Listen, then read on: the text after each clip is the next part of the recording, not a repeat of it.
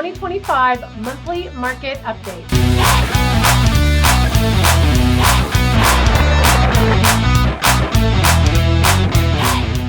Ooh, there is a lot going on in the news, and really no one knows what to think. We can all agree that there's a lot of chaos going on out there, and how it affects the real estate market nationally is going to be one way, and how it's going to affect Phoenix is kind of another. So let's break it down for the greater Phoenix area, and let's also talk about the monthly market update. Let me also share with you what to look for when looking for an agent to represent you in your relocation. And number 3, builder tips of the month.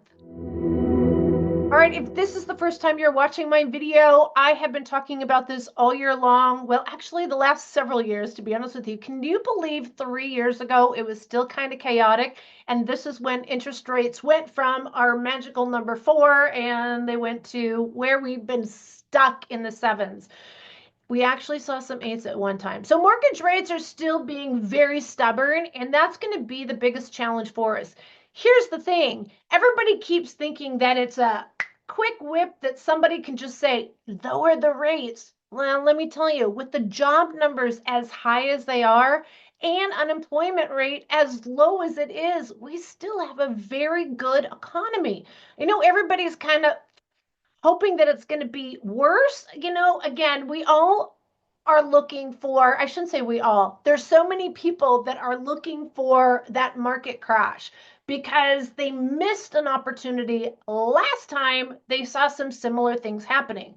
But what makes this time different is, number one, we're not in a recession. They have not called it.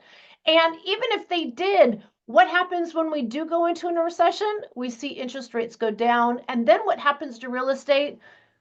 More buyer activity, blah, blah, blah, and prices go up. So when we look at, again, the new jobs for last month, higher than expected, and an unemployment rate of 4.2%. What is affecting the market here in the Phoenix area more than anything, and this is what's also been carrying the market since December's timeframe, is our luxury buyers. Luxury buyers are affected completely different on how they move forward with real estate. I do have to say this, that while the Wall Street market has been going down, we've seen a lot of buyers moving their money from Wall Street into real estate because it's something tangible. It won't ever go to zero. And as long as you continue to hold that real estate, no matter what past 20 years you look at, it always is worth more than it was when you bought it. The luxury market is in Arizona anyways, specifically is affected by Arizona weather. We know that that's a huge demand. Stock market, that has been a decline. So again, we're starting to see more people move their money to real estate. But there's some other negatives that people aren't thinking about, and that's cryptocurrency and exchange rates. Now, the dollar's not super strong right now, and we have some very angry Canadians with us right now. And they are, I shouldn't say are, there's a lot of them that are pulling out of the market. It's not significant to say that they've really added to the additional inventory we have, which we're going to talk about in a few minutes. But I'll tell you, corporate profits are up. The biggest impact I feel right now with the luxury market is the fact that the consumer sentiment right now is just really unstable. People don't know what to think about the effects of all these tariffs and such. I think that this is just going to be a chaotic year for us. But let me tell you, there's always opportunity when there is slowdown. And again, when people talk about, I'm waiting for the market to crash, we're in it, guys. We're in that chaos right now. And by the time you start to see things changing, it's already going to be behind us. So like, for instance, when I pull up these numbers here showing the activity for closed sales for luxury, we're still showing the highest numbers that we've ever seen in the month of March. But I'll tell you, the activity for April, which will reflect in May's closing numbers, and we won't get those till June numbers, people are going to look back. Do you see what I'm saying? We're always looking back. And that's why, again, you have to look at a longer time period. You can't just look at the last 30 days or even what's going on in the market right now. We can kind of tell what's going on based on the activity. And I can tell you that the luxury buyers are kind of sitting out a little bit and paying closer attention to what's going on elsewhere, and then they may return. Now, if we also look at what activity we have seen over the last 30 days, is a couple of things. Number one, we have seen an increase in inventory. We continue to see that. And I'm going to talk a little bit about condominiums. I've mentioned that again previously in the last several months of my videos, where we are seeing a tremendous increase in that inventory, and it's crickets.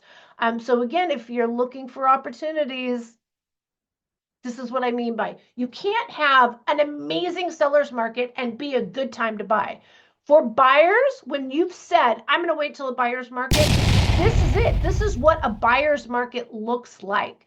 So when we saw inventory numbers go up, we actually have seen a plateau of buyer demand. It's gone up a tad bit, but it's at 81%, whereas I think a couple months ago we were at 78%. It's staying consistent. What we did see over the last 30 days is a massive amount of contracts that are within the FHA limit. And that is because there was a whole bunch of DPA programs and grant programs that it was like first come, first serve, and they were expiring, and they ran out of money on a lot of these programs. I've mentioned this previously, that there was some really great opportunities for buyers that didn't have the cash available, that there were these programs. Well, for many, those programs are gone because they did run out of money. So we saw an influx of buyers in that 250 to 500,000. That's kind of the FHA. Oh my gosh, I can't even think what I was saying. Range. And those are the people that really pick the numbers up in the month of March. Now, what's going to happen again when in May, when we look back at April? That's going to be really interesting to see. As I said earlier this year, I didn't feel like we were having a really strong buyer's market. We saw an increase in the $1 million plus price points, and that was carrying the market in the first quarter, January, February, and March. Let's take a deeper dive into the Cromford Market Index. It's really hard to understand. You have to visualize, right? And charts. I'm a huge chart girl. So first of all, anything under 90 is a buyer's market, time for buyers to come out. And anything over 110 is a seller's market. And again, it's kind of crazy that when it's a seller's market, everyone's excited to buy. And everybody that wants to wait, they continue to say that they're going to wait until it's a buyer's market. But now that it's a buyer's market, they're fearful. When we look at the overall index, we're at 79. So that tells you we are in a buyer's market. Here's the thing, guys. Inventory is finally at 100%. We haven't seen these numbers for 11 years, 10, 11 years. So that's really exciting that we finally have the inventory. And I have to say again, I'm a buyer's agent. I am here to represent and cheer the buyer and get the best smoking deal. And it's crazy what we've been able to get buyers. Again, because it's a buyer's market, guys. There is a lot of noise for the sellers. There's a lot. I've had quite a few sellers or homeowners that have called me and they said, they've asked, what do you think about selling right now? I'm like, here's the thing, guys. You either have a buyer's market or you have a seller's market. And then, of course, you have extreme one way or the other. If it is a buyer's market, it is not the best time to sell. If you need to sell and you've owned your home more than 3 years, then you have earned some sort of appreciation. If it was before 2020, you actually have made still a great amount of appreciation. If it's been in the last 1 to 2 years, first of all, I have always told people minimum of 3 years. And in today's market, I've been saying 5 years. If you don't know that you're going to be staying in the Phoenix area 5 years, then my recommendation, honestly, is to rent. You won't hear any other realtor say that, but I'm telling you, I don't want one of my clients after a year or two saying I need to sell, because it's not ideal. It's not realistic to think you're going to have enough appreciation in our market over the next couple of years to earn the amount that's going to cost you to close. I hope that makes sense. Here's what I want to show at everybody. And this is a really kind of ugly chart, but I want to explain to the buyers right now what an opportunity they have. I anticipate that this will continue till the end of the year. So if you're thinking and buying in 2025, I think this is going to be a fantastic year all year for buyers. Here's why. Real estate does not move quickly. As you can see in 2006 through 2011, that was the time frame. It started in late 2006 and it didn't hit bottom until 2011. It took 5 years for real estate to come down. And again, that was the Great Recession. We're not going to see that if we even see a recession at all. But when you look at the little blip of where we're at comparatively, you can see it's rather minor. But from a buyer market perspective, look at how seldom this happens.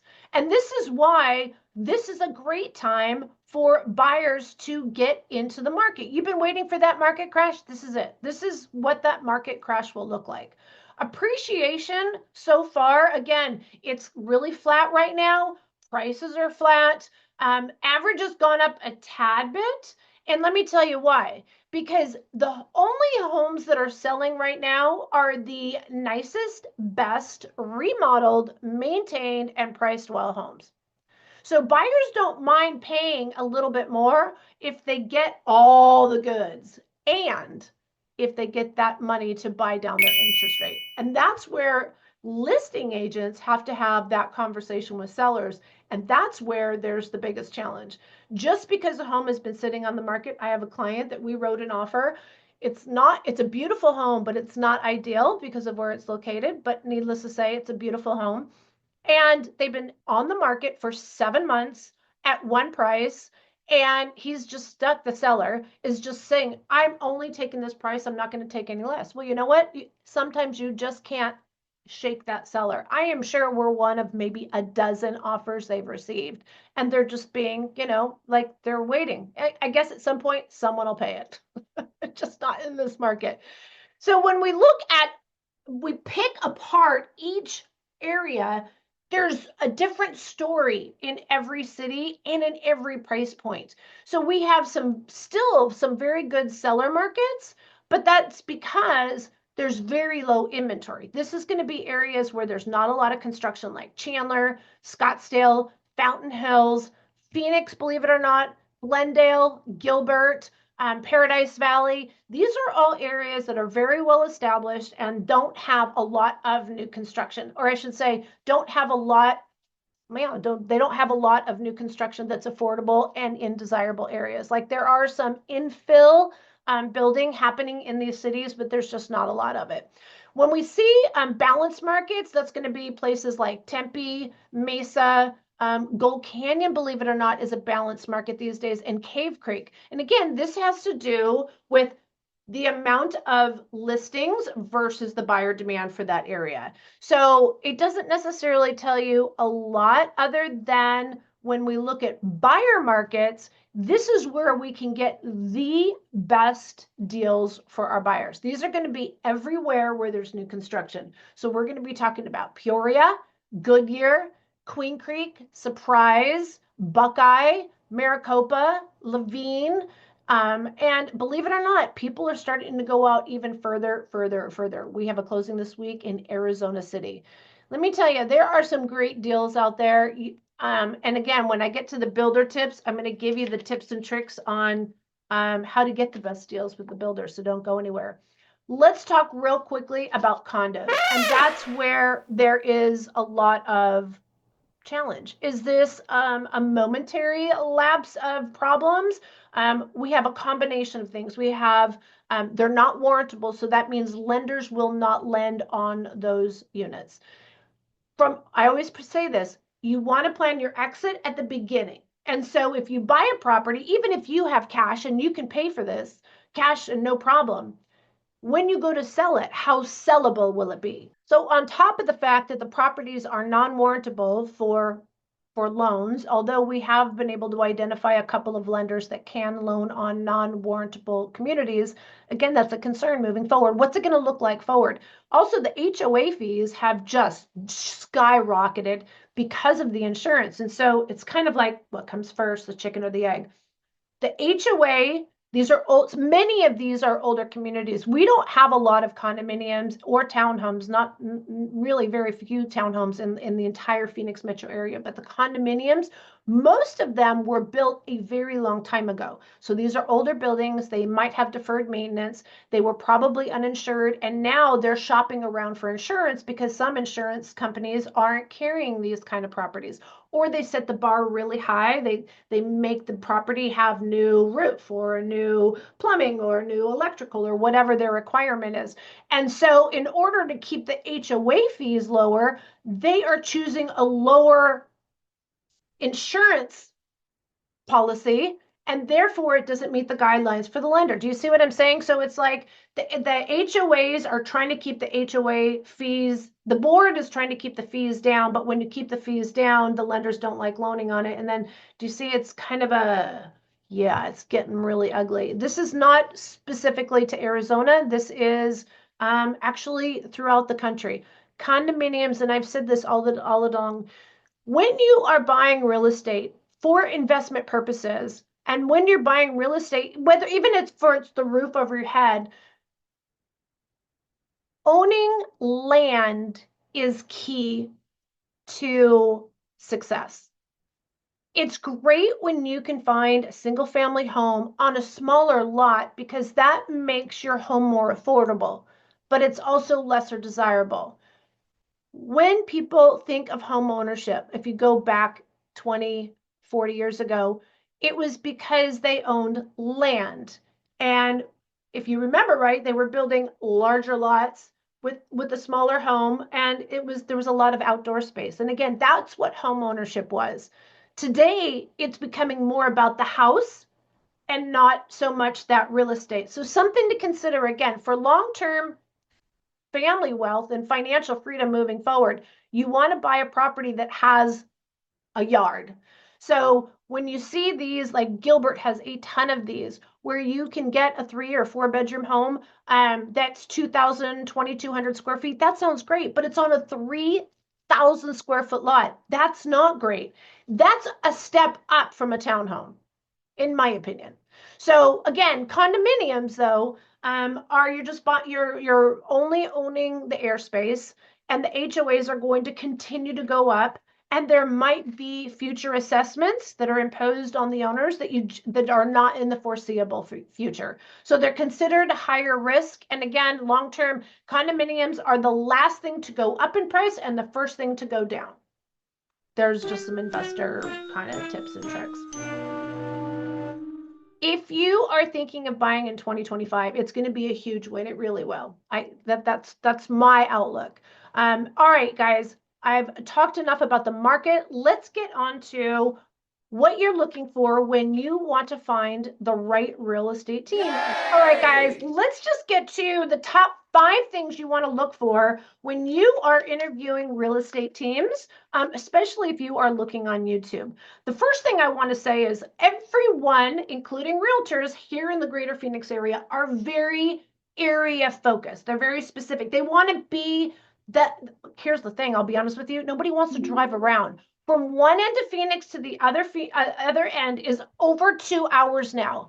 I talked to somebody that used to live here like 30 years ago, and they're moving back. And she's like, oh my God, I can't wait to experience all the freeways there. Let me tell you where I used to live and where I used to go all the time.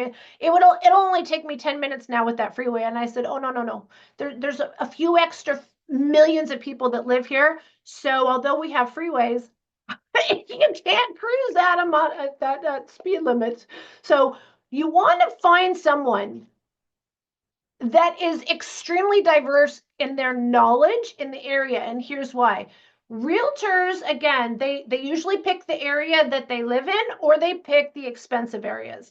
And they really just get to know that area, number one, because they live it, it's comfortable for them. But when you call them, even if it's for that area, and you ask them, can you tell me the difference between Peoria and Queen Creek? I promise you, agents that know Queen Creek don't know Peoria, and agents that know Peoria have no idea what's going on in the Southeast Valley. And it's funny, even when I go out to like Verrado and they ask me where I live, and I tell them, and they're like, oh my God, what's out there? Why are you way out here? It is super, super clicky and regional. Very few teams truly have the breadth of knowledge that me and my team have. And yes, I'm giving myself a little pat on the back. I have spent years perfecting this market research and getting to know the area. This is why and how our team works. Number one, I am involved in every single transaction, but we will be working with one of my buyer agents that are absolutely amazing. They have been very specifically trained to work with relocations. Not only are they also certified with all the certified negotiation expert, they are also relocation expert, and they're also new home expert. I have a senior expert. There's a lot of accreditations that we have. We have fine-tuned how to work with people that don't live here. One of the things I always say is you don't know what you don't know. And if you work with a realtor that does not specialize in relocation and does not work on the volume that we do, or in the various areas, you're not going to get all the information that you need, you deserve before you buy a home here in Arizona, no matter where it is. So again, you want to make sure that the agent team that you're working with is a very, very diverse knowledge throughout the entire greater Phoenix area. Number two, again, I already mentioned that I work with every single transaction with another agent. And so you will always be working with me and that other agent. Again, many other agents either have just buyer, like they're the ones that draw in the interest and then they just pass them off to a brand new agent, and you're not getting the specialty service that you thought you were going to be getting. So pay very close attention to that. The next thing, number three, make sure they are full time. There's a lot of people that kind of are doing real estate still part time, and it's easy to do videos, and they might do onesie, twosie deals a month. Let me tell you, we do 10 to 15 deals a month. That's why you should call us to interview us. Are we the right team for you? But we want to make sure that are you the right client for us as well? It has to be a synonymous relationship. We want everyone to work well together. And let me tell you, a part-time agent is not going to give you the service that you deserve. And number five, you're going to want to do your research, do your homework on those YouTubers. You know us before we know you. So take the time to do a little research. Look at all of our different socials. Definitely look at Google reviews. Zillow reviews are not, the reviews are accurate, but the quantity isn't always accurate, if that makes sense. Google reviews are probably the most accurate, and it collects from all the different areas. Because face it, guys, there's reviews everywhere. There's self-collected reviews, there's surveys, there's Redfin, there's Facebook, etc. So you really want to pay attention. I would say the biggest catcher of them all is going to be Google. Here's the thing too, when you're looking at the amount of views on a video and you're looking at the amount of subscribers, don't get caught up in that whole vanity metrics. And what I mean by that is you might find another YouTuber that has the same amount of subscribers as I do. My videos might have 10 or 15,000 views, and some of theirs have 2 to 4,000. Those are probably the organic views. And then you might see a couple of their videos that have 100,000 or 200,000 views. Those are ads that was paid for, that got kind of spit out into the YouTube world, and a lot of people watched it. Remember, many of us YouTubers have different reasons that we're on YouTube. Some of the YouTubers simply put out these videos so that people will call them, and then they refer all the business out. They're not actually practicing agents. There are other agents that are maybe brokers or team leads, and they are using this as a training tool for mostly realtors. And so you can see they have a lot of views and a lot of subscribers, but most of those people are realtors. There's also other realtors that use YouTube to advertise to get listings. Know that we are 98% buyer side. And what I mean by that is we still do listings, but our heavy side is on the buyer side. So we know what's going on in the seller world, but we're here for a buyer advocate. Let me tell you, it makes a huge difference. We fight for you. We get you the best deal out there because we know what our other buyers are getting. Look, it's not all created equal on YouTube, and it's not necessarily what you see. You're just going to have to pick up the phone and interview us and other agents. We'd love to hear from you. We'd love the opportunity to interview for that job.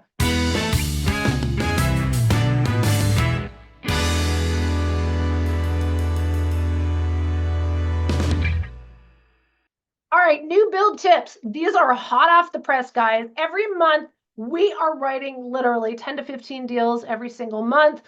Some months are busier than others, and getting to know these builders has been an interesting thing. Because let me tell you, more than 3 years ago, nobody was buying new construction.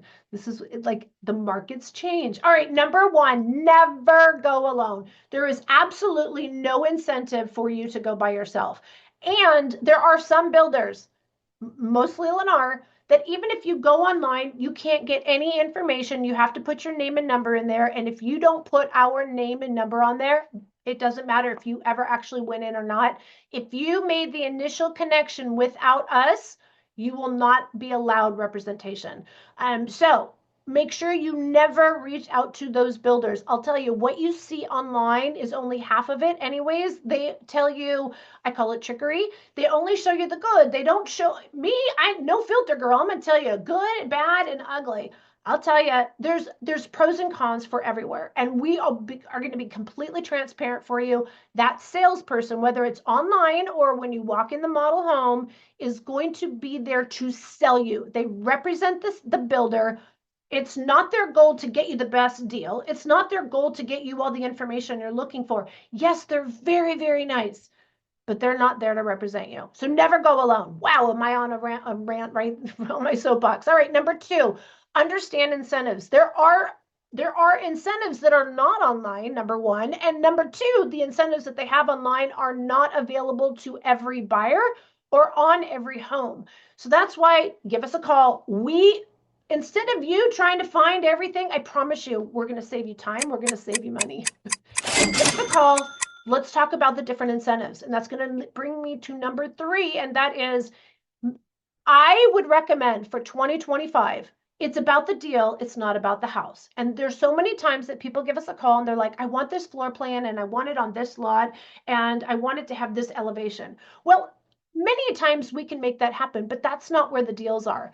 So question for you, although you might, again, really, really want that, would you rather save yourself $50,000? Would you rather save yourself $500 a month? Or do you really need that elevation? Those are the conversations we will have with you because, again, the builders always have the little asterisk and it says, special interest rate. And then right here, it's only on one home and it's not the home you were looking for. So again, if you come to us and say, I really want to find a new construction home in this part of town, and I really don't want my payment to be more than this.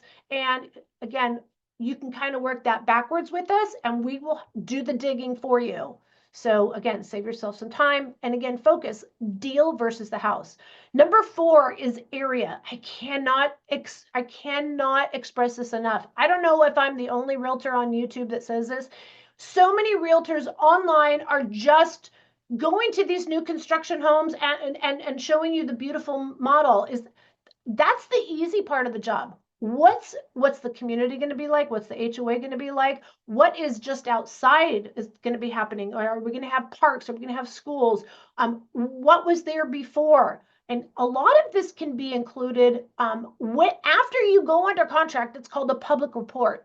But here's the thing, guys. If you worked with a realtor that knows what's going on in the area before you even went to look there, we're going to share that information with you.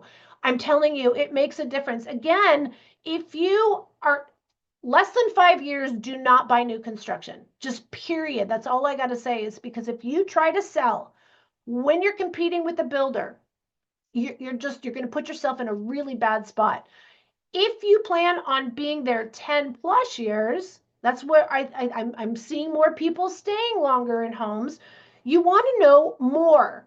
Shopping, hospitals, infrastructure, job, infrastructure's freeways. what's going to be there long term, because you're buying it today because it's a beautiful new home. In 10 years, it's only going to be a 10-year-old home. Give us a call. We will talk with you again, totally separate than anybody else. But again, this is about new builds. Area is so important. And number 5, I want to make sure that you guys are thinking about this. What are the costs after closing? I know there's a lot of benefits to new construction, but there's also a lot of costs with new construction. And we'll break it down and we'll have the conversation with you. Are you looking for a pool, a pergola, a barbecue? Many times a newer home is a better opportunity for you. The question is, do you have $100,000 to come to the table to build that backyard after closing? Or would you rather just have it built in your mortgage, maybe a few $100s more a month? So give us a call, shoot us a text, send us an email, days, nights, or weekends. We got your back.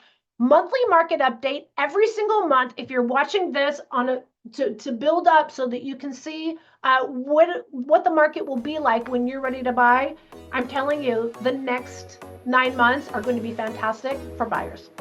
Yeah. All right, guys. And values are going to hold, like just moderately. All right, guys.